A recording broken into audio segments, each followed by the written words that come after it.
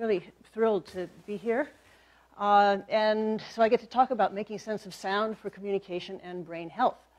There are two ideas that I want to get across today.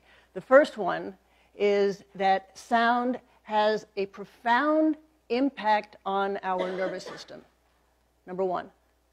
Number two is music is arguably the best way to engage with sound for communication and health. I want to make these 2 points and back them up, of course, with neuroscience evidence. So music and medicine, this is a big theme. There are leaders all around us. And we know that music is important for our physical health as well as for our social health and our ability to communicate with each other through sound. Sound is this powerful and invisible force that is absolutely central to human communication. And the fact that it is invisible, so many of the world's most powerful forces like gravity, electricity, magnetism are invisible, and yet they're important. And I would argue that perhaps the reason we had an institute here at the NIH for studying eyes a long time before we had an institute for studying hearing is because sound is abstract. With vision, you know, there are attributes of a seen object. It's right in front of you. There's a ball, and it's got a color and a shape, and there are all kinds of attributes that are very, very, very straightforward for a visual object. For sound, the attributes of sound are much more abstract. And so it's really, even though there are, and this is where I think the important analogy lies, is that even though there are all these obvious attributes of a seen object, with sound there are just as many attributes of sound, yet they are invisible. And the fact that they are abstract and they are fleeting, because sound moves, and sound sound is movement, and it moves us. It itself is motion. And so the fact that, well, did I say it was invisible?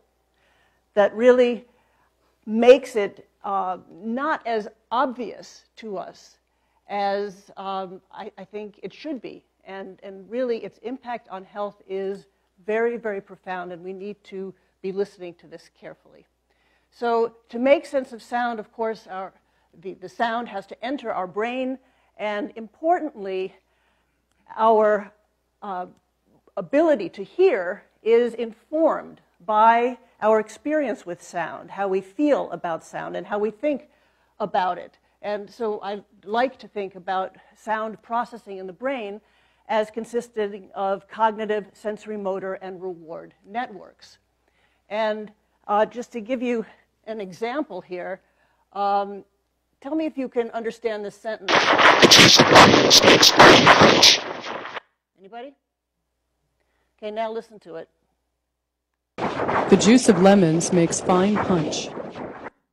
Here's the first sentence. Do you believe me? That how we think about sound, what we know about sound, influences how we hear it. So this is a very dynamic system. I want to tell you a little bit about myself, and things started with my mommy.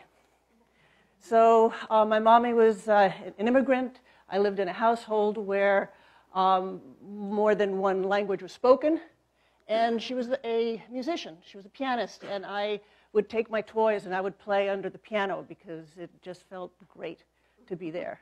And so, you know, I think I learned very early on that sound was important. And I'm a biologist, and so my goal really is to, I've been studying sound processing and auditory learning, and the goal really is to use that knowledge, to use it, and to inform health. I started, this is a cochlea, and I started counting hair cells in the cochlea, and then I began recording from cells in the 8th nerve of the chinchilla, and from there moved on to the rabbit, single cells, and there I really looked at auditory learning and looked at auditory learning firsthand in single cells, and this was something that I could explain to my mommy what I was doing, to say, hey, I play a sound and the brain responds to that sound, and now I teach the animal that that sound has a particular meaning, and the nervous system changes, and I can see that firsthand.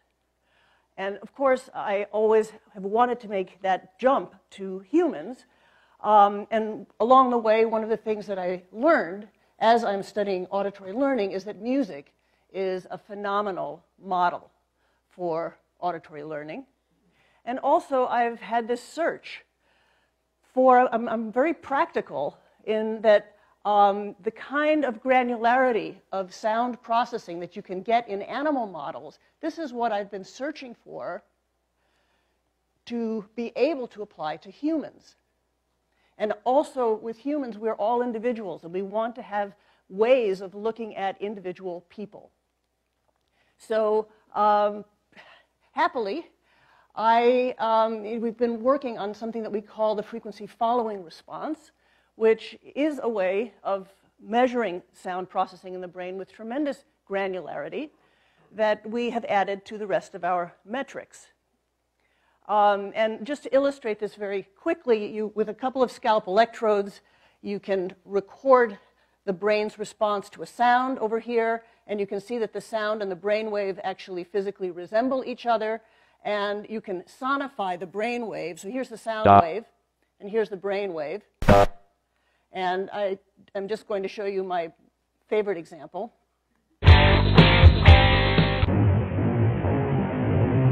Sound wave, brain wave. So we have a tremendous amount of information to work with. We have the sound that we put in, and then we have a lot of detail in terms of how the brain responds. And importantly, so if I put electrodes on you and I play sounds to you, just out of a single response, there are these elements of sound that I was talking about. So, you know, we know what is the strength of the fundamental frequency.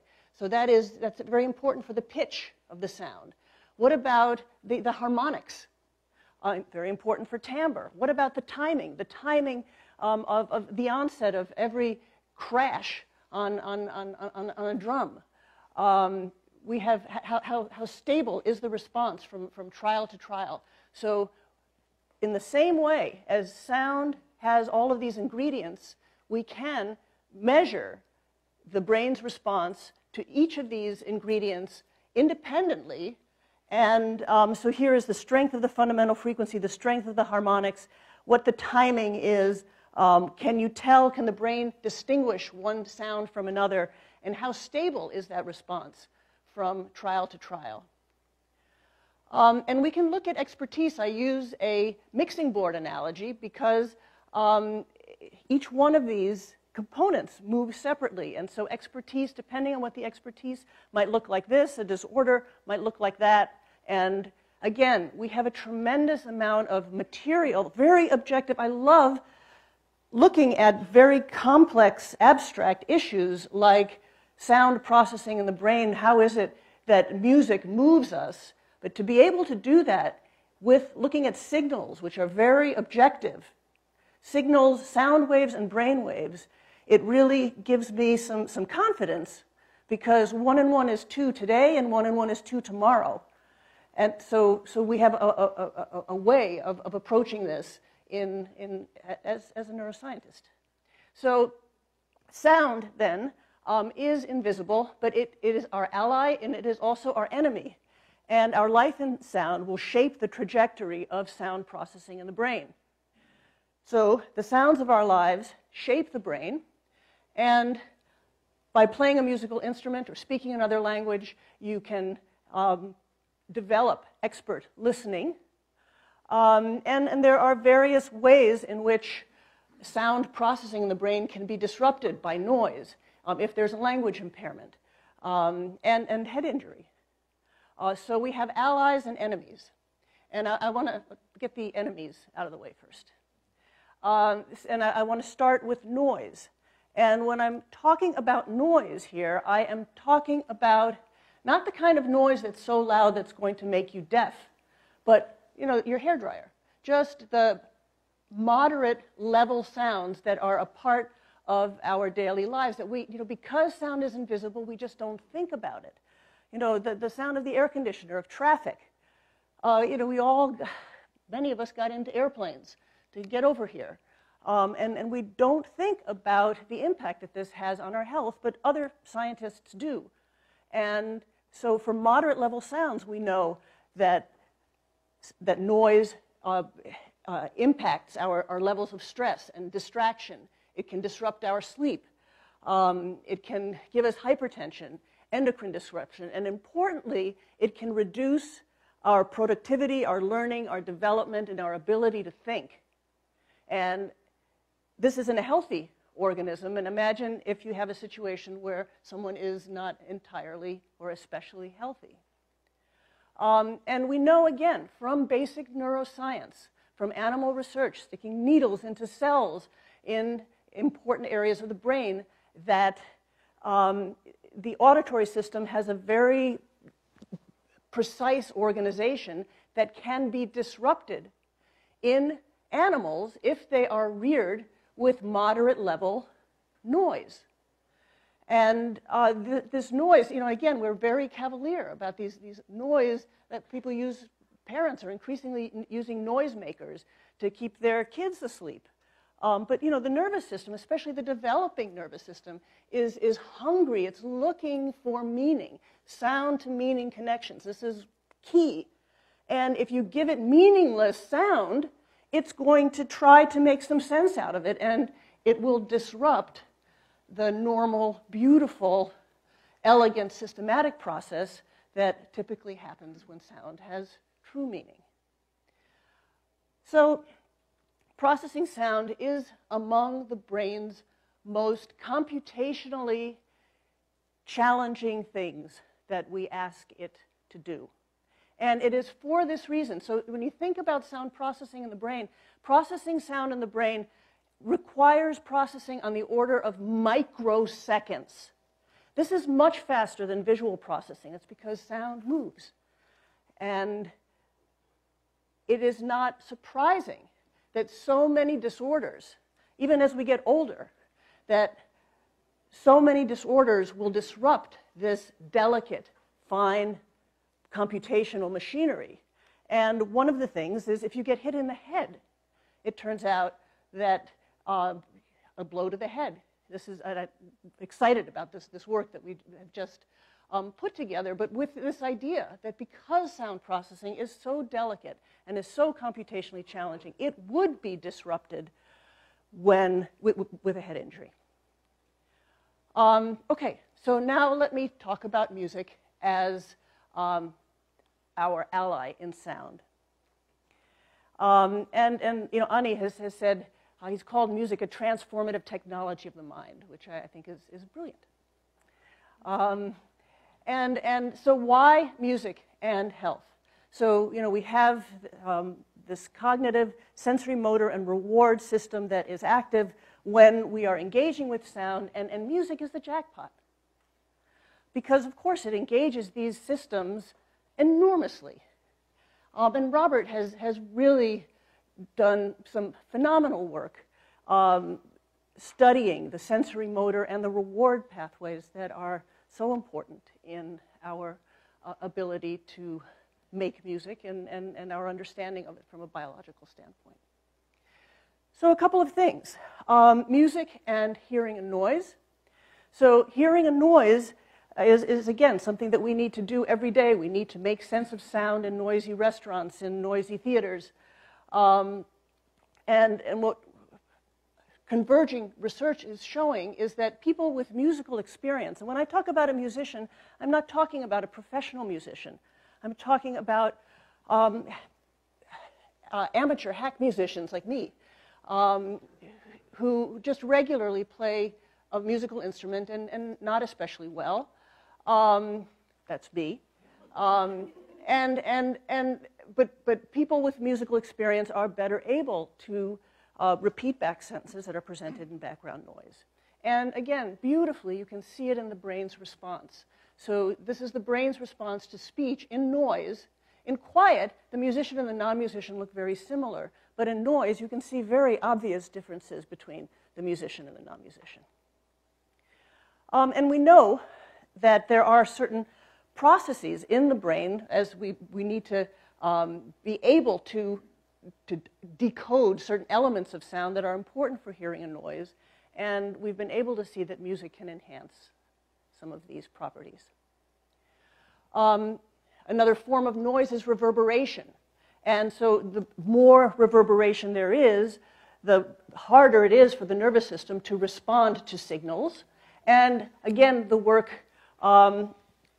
shows that musicians are better able to withstand this effect of the negative effect of reverberation. Language. Language and music happily coincide a whole lot. And so we've been able to see that across the lifespan, in cross-sectional and in longitudinal studies, that when we look at sound processing in the brain, the very same aspects of sound processing in the brain that we know are important for normal language development, that we know are disrupted when there is a language disorder, these are the same elements that are strengthened by music making. And I've been very surprised by this discovery. Linguistic deprivation. So it's often indexed by maternal education, and the 30 million word gap is the idea that children whose moms have less education are likely to hear 30 million fewer words than a child whose mom has more education by the time they're 5 years old. So the first thing that we did is we looked at inner city kids who were educated in the same classrooms. They all, well, 95% of them qualified for subsidized lunch. And we divided them simply based on their mom's education. And we found that the kids whose moms had less education had more neural noise in the background, and that their response to sound was diminished. You know, it is as though you're listening to a radio and there's static in the background, and at the same time, your mom's voice is kind of muffled. So how are you to learn? But the real question, and you know, the reason that we did this work in the school was because the educators, they came to me and they said, we already know that the kids who are engaged in music making are doing better in school. What's going on in their brains? And so, you know, we were able to show that with linguistic deprivation, we saw that certain aspects of sound processing were diminished.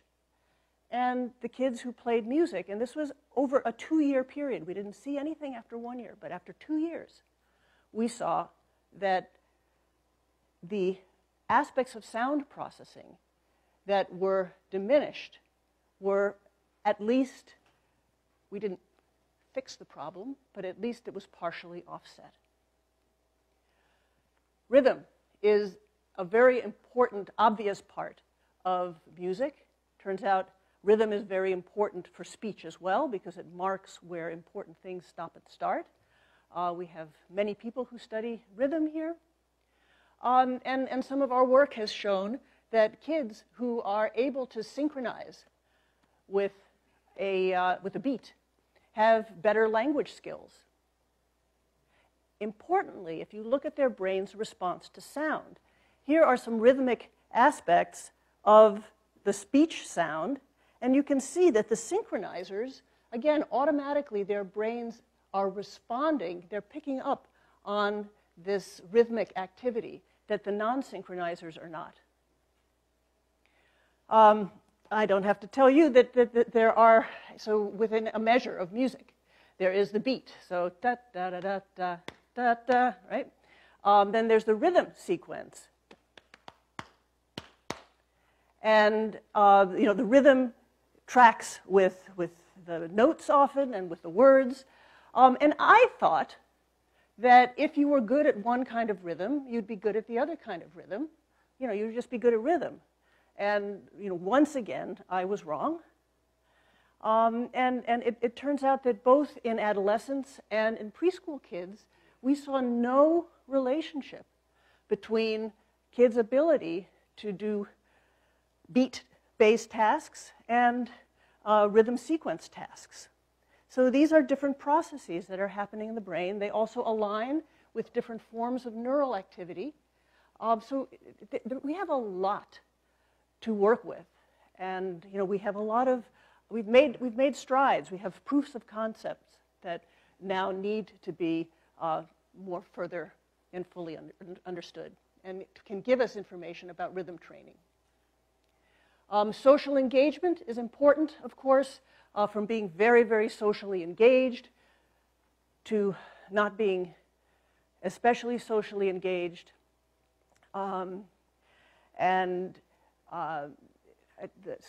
work that I know Laura will show is that synchronizing to a partner can increase social behavior. And you've probably seen these, but they're just fun. Look at how these kids are synchronizing and how they look at each other when the music happens. Hi, girls. It's August 6th. Is that right? Yeah. August 6th, 2012. Daddy's going to play them a little song while they're eating their peas. You guys ready?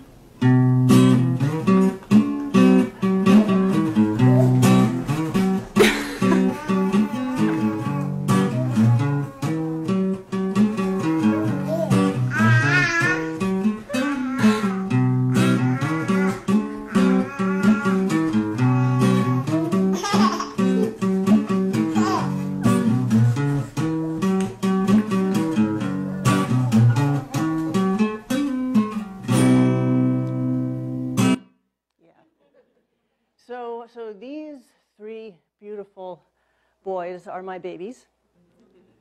And my experience, my life in sound with them has taught me that when I hear the sound of their voice, something happens that engages me. And how we say, oh, it's so good to hear the sound of your voice. And we've looked at this. If we play a baby crying, we wondered if people with musical experience would be different in the way that their brains just automatically, their default processing of this emotional sound would be. And we found that people with musical experience, in fact, processed the emotional part of this cry with more precision than the non-musicians. And the non-musicians actually processed this very simple part of the baby's cry. That's the only part that they could hold on to. They were processing that more strongly than the musicians. Okay, so your experience really, really just does matter. Final point is about music and aging and hearing loss. So playing music throughout your life keeps your brain young, and we can see this is a brain's response to music of the younger person, and an older musician. You can see that the older musician's brain is automatically responding to sound more like a younger person. We know that hearing loss accelerates cognitive aging, and we know that music can help offset this. How? Well, we can look at individuals who have normal hearing, non-musicians, and compare them to a musician who actually has a hearing loss. And lo, musicians with a hearing loss do better hearing, speech, and noise, and they do better with auditory memory than someone who does not have the musical training and has normal hearing. So the experience really matters. And again, we can see it beautifully in the biology where the musician response in quiet and noise is pretty identical, and the non-musician's response in noise has really taken a hit. Music making has a lifelong impact. Even if you just play in childhood and stop, there are lasting benefits that continue many decades later in terms of, again, your brain has learned these automatic sound-to-meaning associations that just continue and are reinforced throughout life. I think I'm going to skip over this and just wrap up.